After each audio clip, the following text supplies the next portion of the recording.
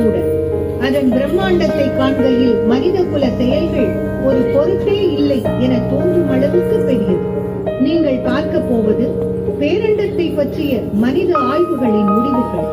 அறிவியல் பூர்வமற்ற நம்பிக்கைகளை மூட்டை கட்டி வைப்போம். அறிவியலை அதன் தூய வடிவில் காண பேரண்டம் மிகவும் பெரியது. அதை கிலோமீட்டரில் அளவிடுவதில் அர்த்தமில்லை.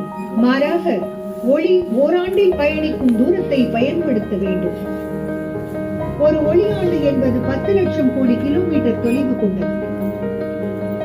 அது சிறியதா அல்லது பெரிய அளவிலானதா? பூமிக்கும் சூரியனுக்கும் இடையே உள்ள தூரம், அதாவது 15 கோடி கிலோமீட்டர்கள் உங்கள் கட்டை விரலின் அகலம் என்று கற்பனை செய்து கொள்ளுங்கள். அப்படியானால் ஒரு ஒளி ஆண்டு என்பது 1.5 கிலோமீட்டர் பயணமாக மாறும்.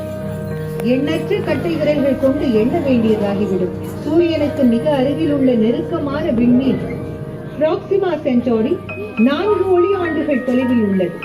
கட்டை விரல் அளவுகோலால் அளக்க முடியாது.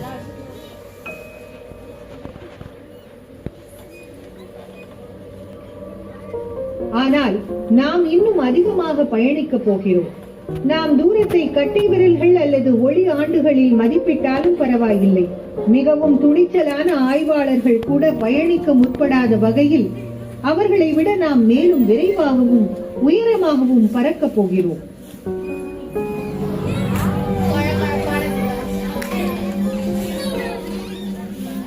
நமது பால்வெளி அண்டம் அழகாக இருக்கிறது அல்லவா? தொலைநோக்கி இல்லாமல் இரவு வானத்தில் நீங்கள் காணக்கூடிய அனைத்து விண்மீன்களையும் உள்ளடக்கிய ஒரு விண்வெளி தீவு அது. அனைத்து நெபுலாக்கள், முழு சூரிய குடும்பம், நமது பூமிக்கோள் மற்றும் நிச்சயமாக நாம் மக்கள்.